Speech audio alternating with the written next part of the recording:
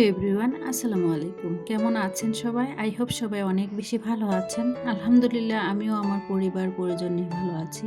এই তো প্রতিদিনের মতো আবার একটি নতুন লাইফস্টাইল ব্লগ নিয়ে এসেছি আপনাদের মাঝে। আশা করি আজকের ব্লগটি আপনাদের অনেক বেশি ভালো লাগবে।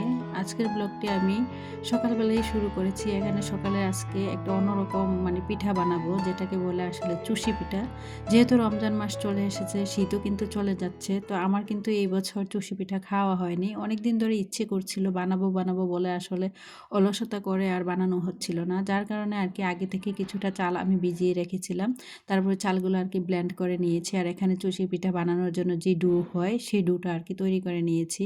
একটা হাসির কথা কি বলবো, আমি কিন্তু কখনো এরকম চালের রুটির ডো বা কোনো কিছুর ডো আরকি তৈরি করতে পারতাম না। কিন্তু এখন একটু, একটু করে পারছি।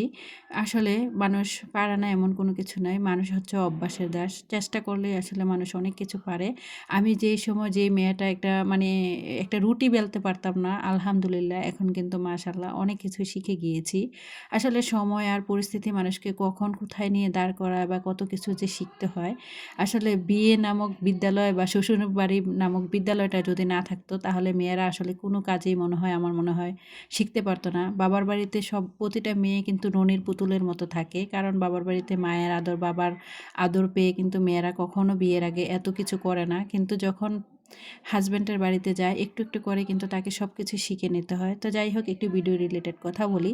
এই যে কিন্তু হয়তো আপনাদের সাথে কথা বলতে, বলতে কিন্তু অলরেডি আমি একা হাতে কিন্তু চুষি পিঠা বানিয়েও নিয়েছি। আর এখানে চুষি পিঠাটা রান্না করার জন্য এখানে দুধ গরম করছি আর খেজুরের গুড়, নারকেল দিয়ে আরকি করব।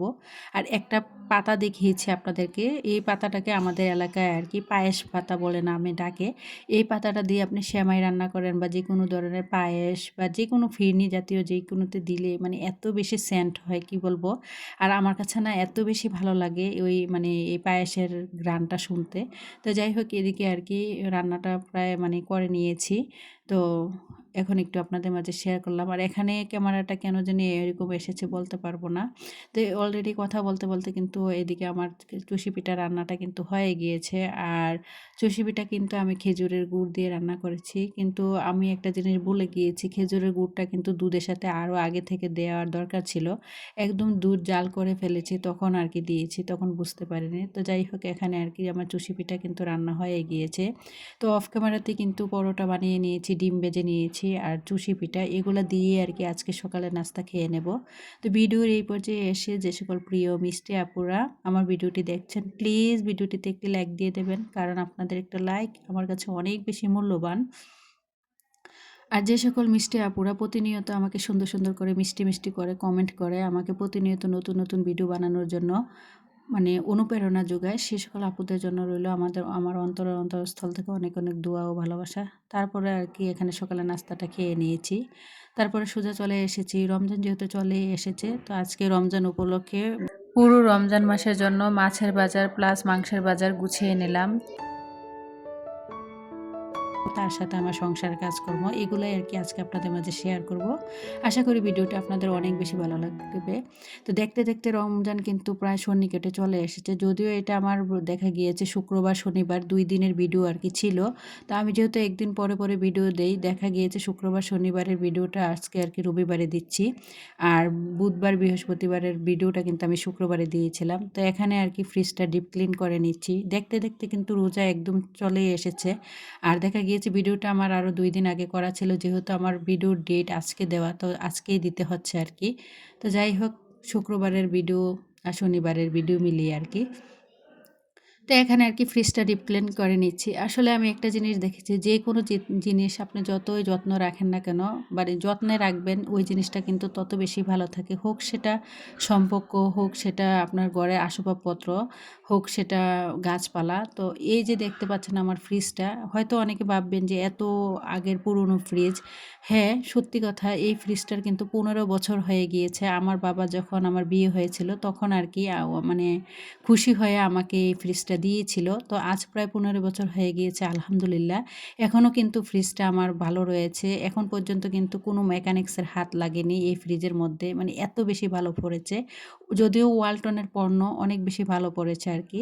তো যাই হোক, এদিক দিয়ে কিন্তু ফ্রিজের সব কিছু ডিপ ক্লিন করে একদম ফ্রিজটাকে এখন আর কি মাছ রাখার উপযোগী করে নিয়েছি। তারপরে আর কি এটা ছিল শনিবারের ভিডিও, তো আমি কিন্তু মাছের বাজারে গিয়েছিলাম শুক্রবারে, যেহেতু ফ্রিজটা একদম ডিপ ক্লিন করেছি।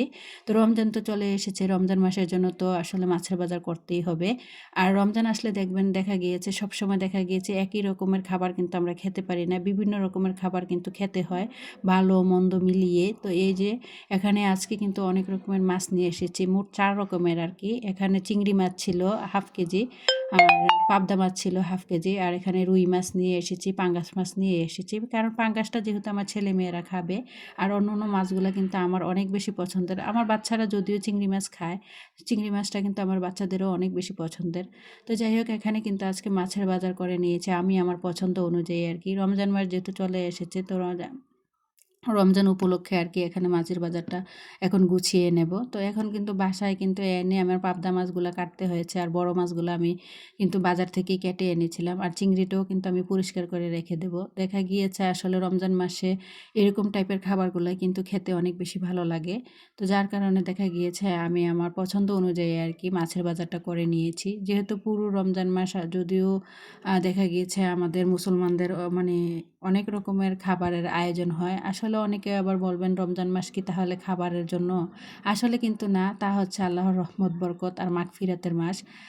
দেখা গেছে নাজাতের মাস। তো এই মাসে কিন্তু আমরা মুসলমানরা রমজানকে ঘিরে অনেক রকমের আয়োজন করে থাকি। দেখা গিয়েছে একটা ইফতারির একটা ভালো ব্যাপার থাকে, তারপরে সেহরির। তো দেখা গিয়েছে সেহরিতে খাওয়ার জন্য সবাইকেই কিন্তু ভালো মন্দ কিছু না কিছু রান্না করতে হয়। সবসময় দেখা গিয়েছে আসলে খারাপ খাবার দিয়ে তো আর খেয়ে রোজা থাকা যায় না। তো যাই হোক, এখানে কিন্তু আজকে মুরগি বাজারও করে নিয়েছি। একটা মজার কথা কি বলবো জানেন? আমি যখন ফ্রিজ পরিষ্কার করতে গিয়েছি তখন দেখলাম যে ফ্রিজের মধ্যে অলরেডি আমার ২ টা আস্ত মুরগি রয়ে গিয়েছে, অথচ আমি বলতেই পারবো না। মানে কতটা মন ভোলা মানুষ দেখেন, মুরগি এনেছি অথচ আমারই খেয়াল নেই যে ফ্রিজের মধ্যে মুরগি আছে। তো তারপরও আর কি এখানে একটা 3 কেজি ওজনের মুরগি নিয়ে এসেছি। তো এদিক দিয়ে মুরগিটা আর কি ধুয়ে পরিষ্কার করে রেখে দিয়েছি পানিটা ঝরে যাওয়ার জন্য। তো আর এদিকে আর কি গরুর মাংস নিয়ে এসেছিলাম, তো এখানে 1.5 কেজি গরুর মাংস নিয়ে এসেছিলাম। তো 1.5 কেজি গরুর মাংসকে আমি এখানে আর কি 2টা বন্টন করব, কারণ আমার বাসায় যেহেতু সদস্য সংখ্যা অনেকটাই কম, আমার 2 ছেলে, আমি, আমার মেয়েটা তো অনেকটাই ছোট দেখা গিয়েছে, ও আসলে তো এখনও খেতে পারে না পুরোপুরিভাবে। আর 1.5 কেজি গরুর মাংসের সাথে কিন্তু 2 দিন খুব সুন্দর অনায়াসে চালানো সম্ভব যদি আসলে মানে আলু দিয়ে রান্না করা হয়।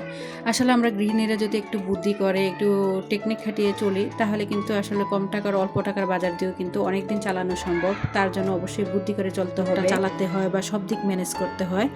তো যাই হোক, এখানে আর কি গরুর মাংসটা আমি আর কি 2টা বক্সে করে রেখে দিয়েছি। তো অনায়াসেই কিন্তু আমি 2 দিন খুব সুন্দরভাবে চালাতে পারবো। তো এখন আর কি এগুলো আমি এখন ফ্রিজে রেখে দেব। তো আজকে যেহেতু বাসায় মাছের বাজার, মুরগি বাজার, গরু মাংসের বাজার সব বাজার একসাথেই করা হয়েছে, দেখা গিয়েছে এতগুলো বাজার গোছাতে গিয়ে আমার অনেক বেশি নাজেহাল অবস্থা হয়ে গিয়েছিল বা অনেকটা বেশি কষ্ট হচ্ছিল। কিচ্ছু করার নেই, একা হাতে যেহেতু হেল্পিং হ্যান্ড নেই, একা হাতেই সবগুলো কাজ আমাকে গোছাতে হবে। তো একদিনের মধ্যে আর কি করতে হবে। আর রমজান তো চলে এসেছে, যে রমজানের জন্য যে রমজানের মধ্যে এই কাজগুলো করতে গেলে আমাদের গৃহিণীদের কিন্তু অনেক বেশি কষ্ট হয়ে যায়। যার কারণে আমি চেষ্টা করেছি রোজার আগে আর কি একটু একটু করে প্রস্তুতি নিতে। তো সবাই তো আসলে রমজানের প্রিপারেশন নিয়েছে, তো আমিও আর কি আজকে একটু রমজানের প্রিপারেশন নিয়ে নিলাম। তো আসলে রমজান আসলে প্রতিটা মানুষেরই কিন্তু অনেক বেশি ব্যস্ততার মধ্যে দিয়ে কাটে, কারণ দেখা গিয়েছে রমজান হচ্ছে আল্লাহর রহমত, নাজাত আর মাগফিরাতের মাস। এই মাসে কিন্তু আমরা গৃহিণীরা মানে সবাই চেষ্টা করি কম বেশি আল্লাহর ইবাদত করার জন্য, আল্লাহকে বেশি বেশি করে ইবাদত করে আল্লাহর সন্তুষ্টি অর্জন করার জন্য। তো এই মাসে যদি আগে থেকে আমরা গৃহিণীরা যদি এই কাজগুলো গুছিয়ে রাখি তাহলে দেখবেন রমজানটা আমাদের অনেক বেশি আরামে কাটবে। আগে থেকে অনেক কাজ আছে যেগুলো গুছিয়ে রাখলে আসলে গৃহিণীদের দেখা গিয়েছে রমজানের মধ্যে অনেক বেশি প্যারা খেতে হবে না। দেখা গিয়েছে রমজান মাসে ইচ্ছে মতো আর কি আল্লাহর ইবাদত বন্দেগী করার পরও কিন্তু সংসারের কাজগুলো খুব সুন্দরভাবে করে নিতে পারবো। কারণ রমজান মাসে দেখা গিয়েছে বেশি বেশি করে নামাজ, কোরআন তিলাওয়াত করা, তারপরে আবার দেখা গিয়েছে ইফতারি বানানো, সেহরি রান্না বান্না, এগুলো করতে করতেই কিন্তু আমাদের গৃহিণীদের সারাটা দিন চলে যায়।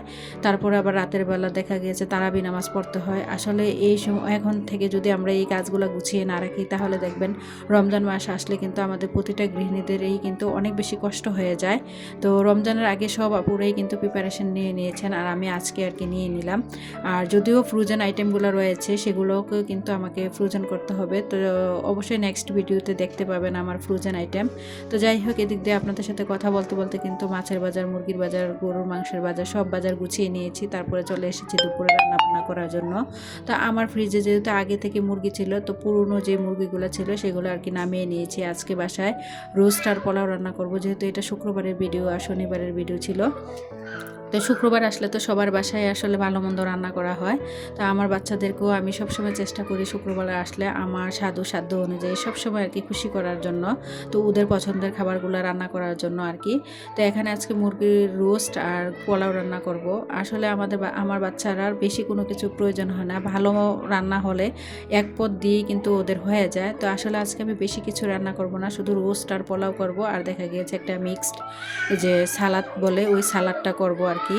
তো আমি যখন ভিডিওতে ভয়েস দিচ্ছিলাম মানে একদম বিকেলবেলা আর কি, আর আমার বাসার পাশেই একদম রাস্তা আর কি, রাস্তার পাশে বাচ্চারা খেলাধুলা করে, যার কারণে আসলে দেখা গিয়েছে অনেক সময় ভিডিওতে কিন্তু অনেক নয়েজ চলে আসে। তো সবাই প্লিজ একটু ইগনোর করবেন বা ক্ষমা সুন্দর দৃষ্টিতে দেখবেন।